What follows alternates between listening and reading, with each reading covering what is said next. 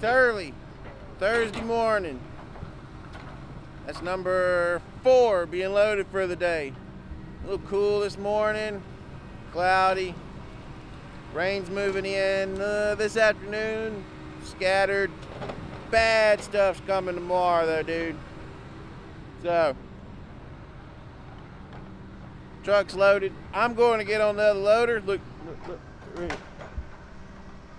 Got 3 GoPro cameras now. Told y'all they were coming, didn't I? So, had the 7 Black for a little while now. That's what y'all been watching most of the GoPro footage on.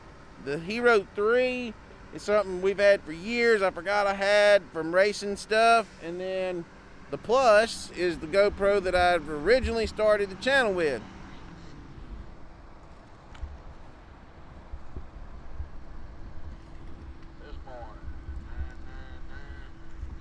So, like I said, we're just getting our day started. Y'all are gonna hang out with us again today, like usual. I'm gonna try. I'm not sure where I'm gonna stick the GoPros yet, as far as on the loaders, because y'all have tons of footage on the loaders. My goal is, after a while, once what we're doing right now is Matt's over there doing his digging out or tightening up his tracks a little bit more. They didn't get them quite to our liking tight the other day, so he's doing that. And then I'm gonna have both skidders skid their butts off this morning until they catch Matt. And whenever they catch, or just before they catch Matt, I'm gonna shut my loader down, and we should have a big pile of wood back, because we do have 3 trucks right now going. Well, 2 full-time, and the third one's kind of like a part-time type thing. But anyway, and then that'll help get our wood pile built up. And then once our wood pile gets built up, I'm gonna shut my loader down, and then I'm gonna get on the rubber tire, and I'm gonna go thin in a drier area that we have found, while Matt's working the wetter area with the track machine over here. And I'm gonna show you how I thin with the DUALS on the 718. So y'all hang out. Yeah, we're gonna do some logging. Let y'all watch this driver strapped down. It's a new guy. Young watch Brady walk around, trim his truck. And I'm going to read off some questions here that I've gotten. I'm trying to get caught up on these. Days when you're moving and stuff, you don't really have time to go through the comments and answer questions like I want to do. And then you get so far behind on the comments, you're going to have to do a couple at a time, you know. But anyway, kind of catch all up what we got here. Y'all see Mickey's boomed down. Like I said, we just got done loading this guy. This is number 8 for the day. This is his second load, and my trucks have hauled 3 each so far, and they'll be back about 1 o'clock, 1:30, somewhere in there for their 4th load. And they're only going to be able to haul 4 from here, because I think I stated it yesterday, but we are 54 miles from the mill.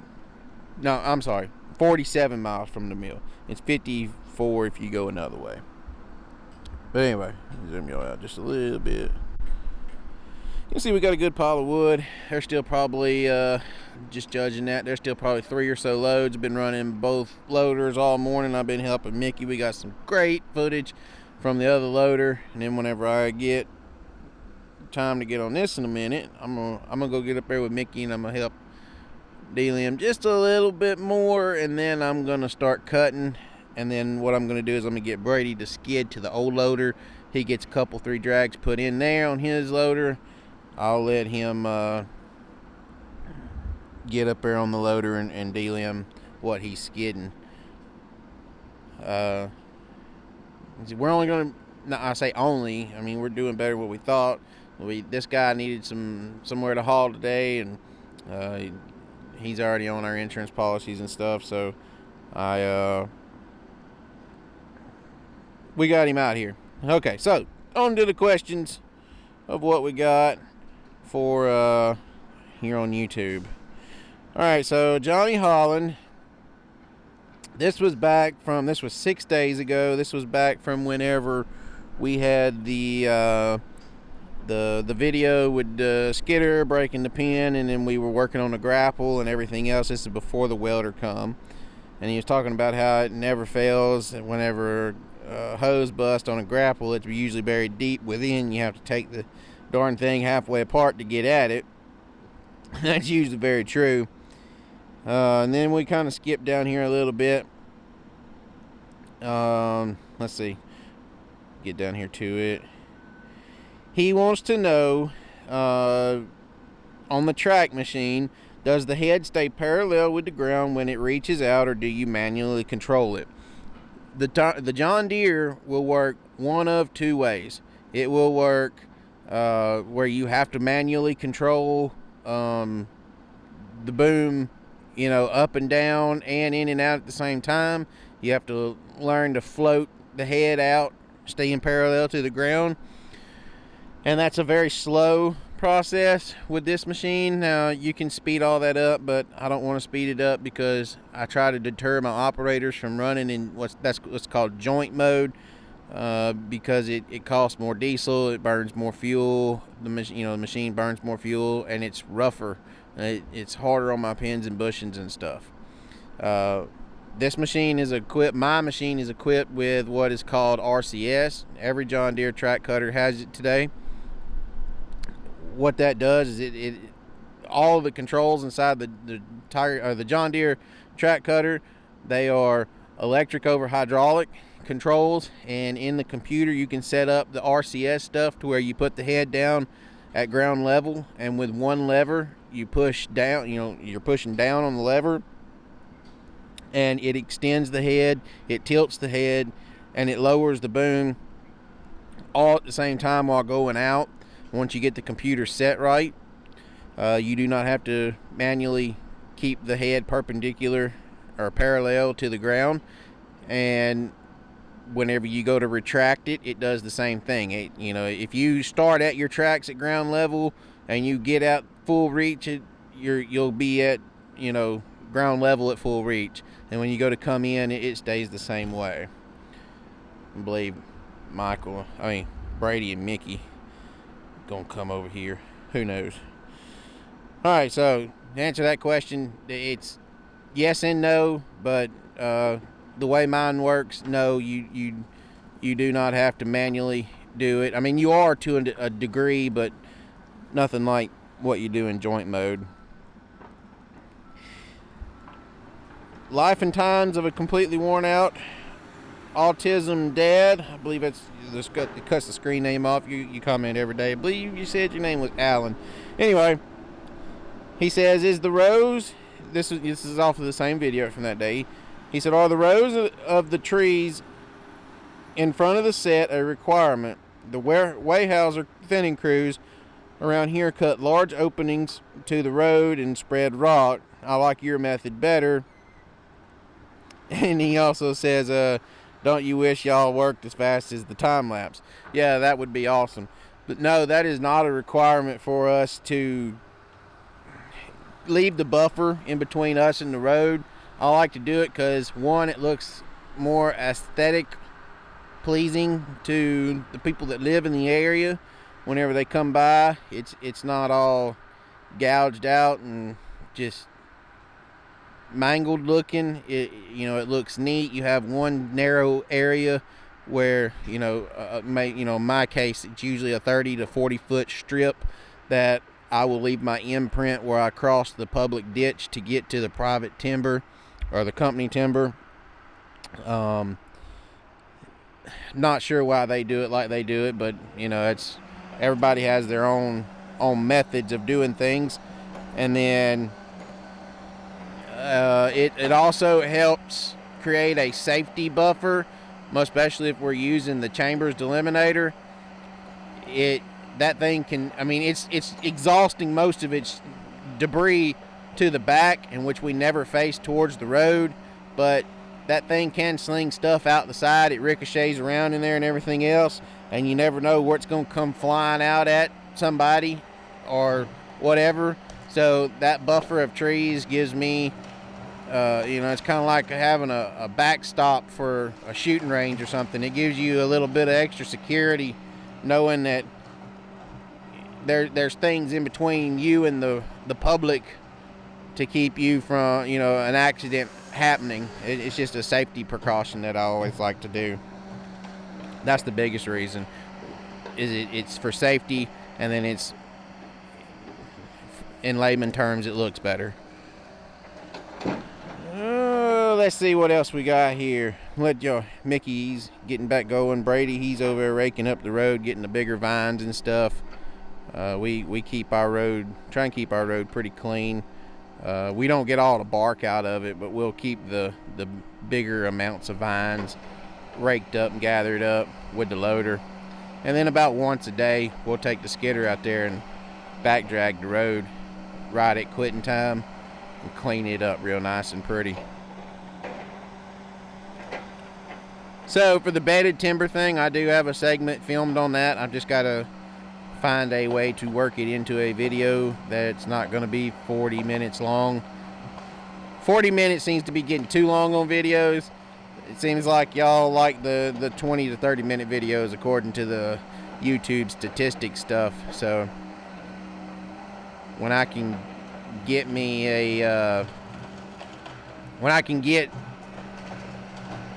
video that's, you know, I'm lacking a little bit of content on, I'll throw the bedded stuff in there. But so I got a good, it's a good segment on that. Very informative.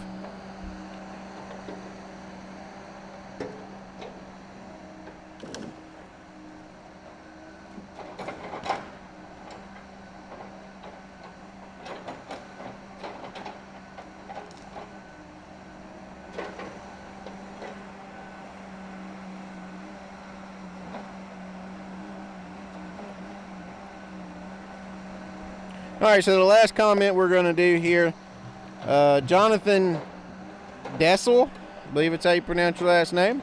He says, I wonder if a good welder could put a Tigercat grapple on a John Deere skidder. I had all Tigercat when I was in business. I love the thickness of the grapples and the pressure they applied to the drags. Once in a blue moon, a piece of wood would slip out. John Deere, I love the L model, but I prefer Tigercat.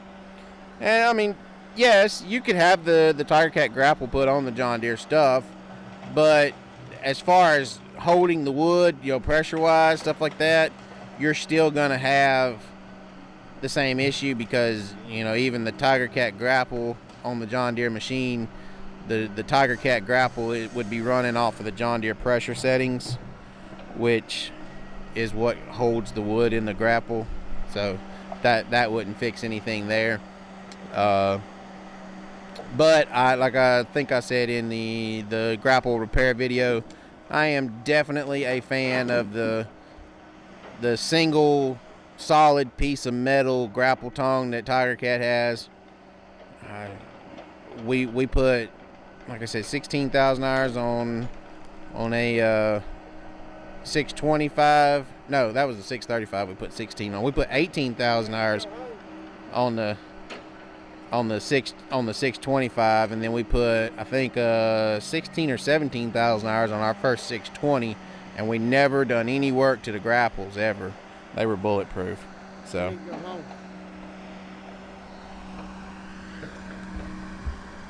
why do you need to go home, sir?